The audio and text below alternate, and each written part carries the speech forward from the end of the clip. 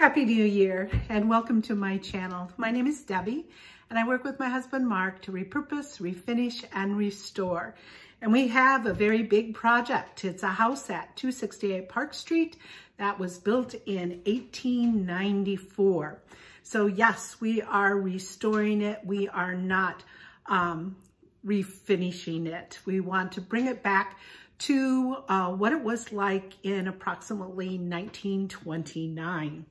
So since it is the new year, Mark and I have a plan to actually make 268 Park Street pay for her upkeep in our retirement. And yes, we are thinking about retiring soon. So we actually want to run a B&B out of the house. And we also want to have an antique shop in the house or in the garage, somewhere on the premises. So we have all of those pieces that we have to get in place too. So I'll be sharing that with you in 2022 for sure. We're thinking of just using the 4 historical rooms upstairs for the B&B. Upstairs, we also have a kitchen, as you're aware. It got totally demolished. And we are planning to refinish that so that if anybody that was staying wanted to have cook their own meals, they could. And we also have a family area up there that we need to do some refinishing on because we need to replace carpet and some drop ceilings also.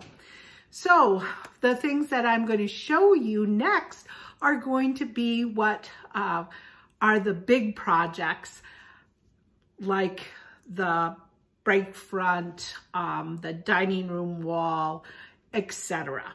So I will show you that in the video that will be attached. So this is the break front or the Butler's pantry. And what we need to do, of course, is we need to refinish the sides of the cupboard that we split, and we need to actually enclose the ceiling area, as you can see if you look up a little bit. Also, I want some shelves in that area, so we have to figure out exactly how we're going to do that. I've actually have 2 sets of corbels that I was thinking that could be used for the shelves. So we'll see how that ends up being completed. This next area is quite easy. We just need to find some hardware and we need to replace the closet door. The hall cupboard, as you can see, was actually wallpapered. So we need to remove the wallpaper and then we're going to probably have to strip and refinish that cupboard. The other thing that we actually have to do is we have to work on the baseboard and the trim around the doors. There are multiple colors for over the different years. There's red, there's white. And then as you see going into the actual hallway that leads into the kitchen, we have another color that is actually there also, kind of like a beige-ish color. So I need a little unifying. The bathroom's really simple. We just have to put a wall plate over this electrical outlet. Now the upstairs kitchen, as you can see, we've torn out some of the walls down to the lath. And we actually tore out the drop ceiling that was above. And you can see the nice Pentwater brick. We're going to have to get rid of some 60s wall paneling. We're going to have to remove that overhead because it is actually connected to the extra strips that the ceiling was supported with. Moving downstairs, this is the downstairs hallway that has the stairway that goes up to the 2nd floor, and it has a stairway that goes down to the basement. As you can see, all of this has been partially stripped, and so we need to refinish the actual trim. We need to replace the flooring. As you can see, the flooring isn't completed all the way out to the little doorways.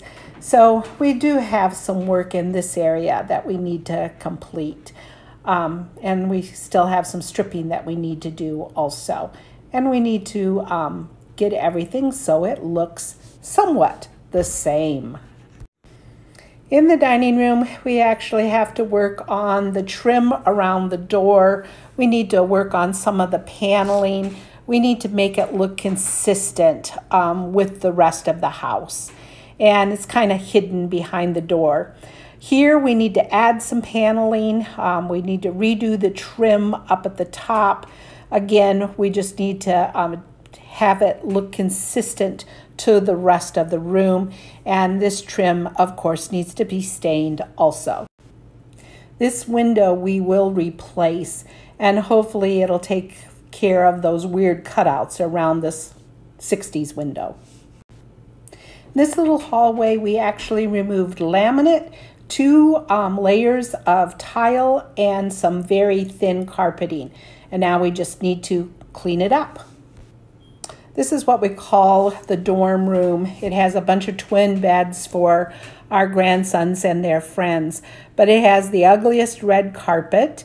We actually need to fix around the fireplace because we don't have any tile around there yet.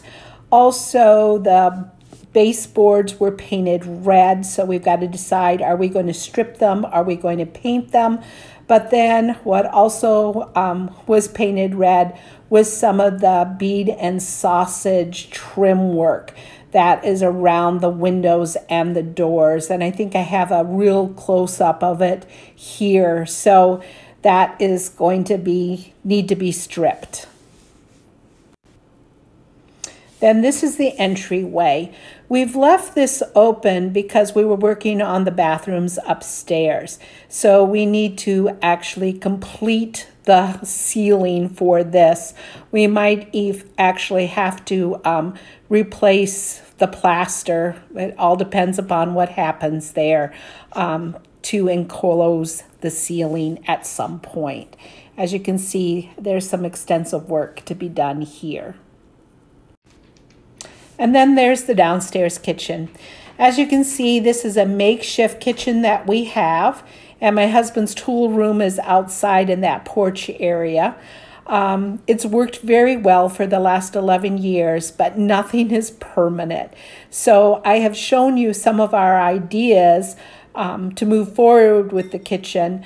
This will be last on the list, though. All of those other things that you saw before to bring consistency back will be done before the kitchen's done, because the kitchen is going to be big bucks, even if we can use cabinets from Habitat Restore.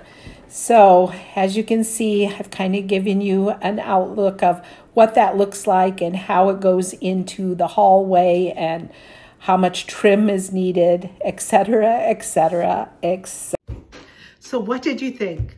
We do have a lot to accomplish in 2022, and I'm sure it's going to seep over into 2023.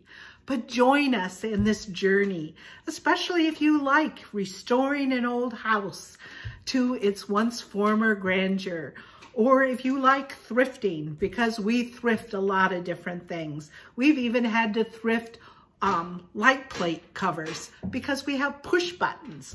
So we found those in sometimes thrift shops, and sometimes we find them in antique shops.